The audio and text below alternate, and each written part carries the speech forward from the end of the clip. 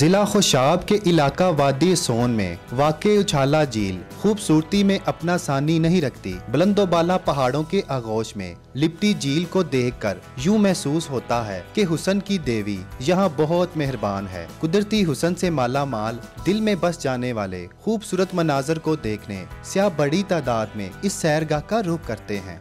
बहुत अच्छी जगह है, बहुत खूबसूरत प्लेस है। हम कॉलेज के साथ आए हैं और बहुत ज़्यादा एंजॉय कर रहे हैं। खूबसूरत जगह है, पानी है और पहाड़ों की खूबसूरती है, पहाड़ों पर हरियाली है।